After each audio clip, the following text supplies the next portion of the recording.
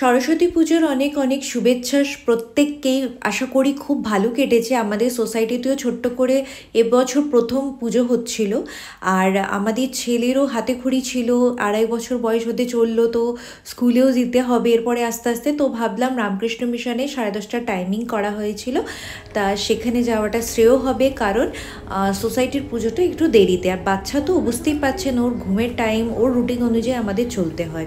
আর মহারাজের হাতে করে হাতে খড়ি দেব, ওর ফার্স্ট রাইটিং শুরু হবে, এ তো সৌভাগ্যজনক ব্যাপার। তো এই সুযোগটা আমরা কোনোভাবেই ছাড়িনি।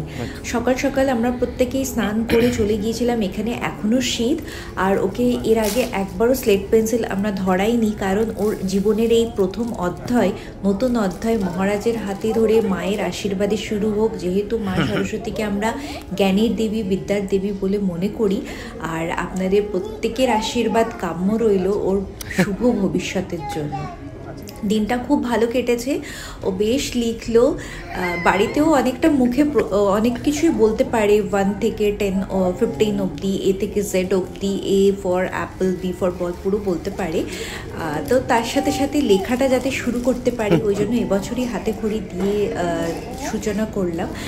আর আমরা একদম অথেন্টিক ড্রেস পরেছিলাম, চেষ্টা করেছি যতটা আমাদের কলকাতা ভাইবসটাকে বজায় রাখার জন্য।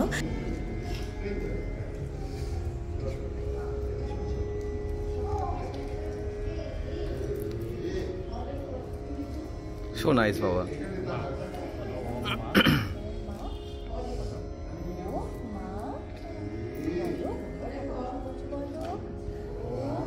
তো সুন্দরভাবে ধৈর্য ধরে লিখেছে, যেটুকুনি হয়েছে।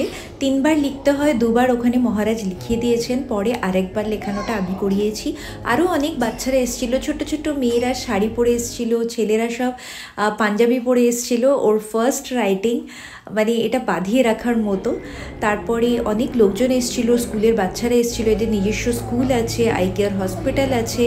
তো আমরাও কিছু কোয়ালিটি টাইম স্পেন্ড করেছি। বাচ্চাদের নিয়ে তো বেরোনোই হয় না, ব্যস্ত জীবন আজকাল সবার, প্রত্যেকের জীবনে।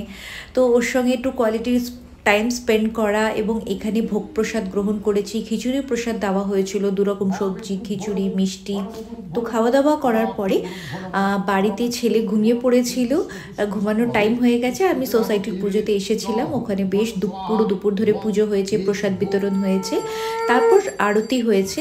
এবার সন্ধেবেলা আমাদের ছোট্ট সব বেঙ্গলি অ্যাসোসিয়েশনরা মিলে খাওয়া দাওয়ার ব্যবস্থা রেখেছিল, যে যার ঘর থেকে নিজেরা বানিয়ে নিয়ে এসেছিল। তো আমার দায়িত্বে পড়েছিল মটর পনির, এছাড়াও ছিল ফুলকপির তরকারি, চাটনি, বাসন্তী পোলাও, মিষ্টি। তো আজকে নাচে গানের দিনটা ভালোই কেটেছে। আপনাদের কেমন কেটেছে জানাবেন।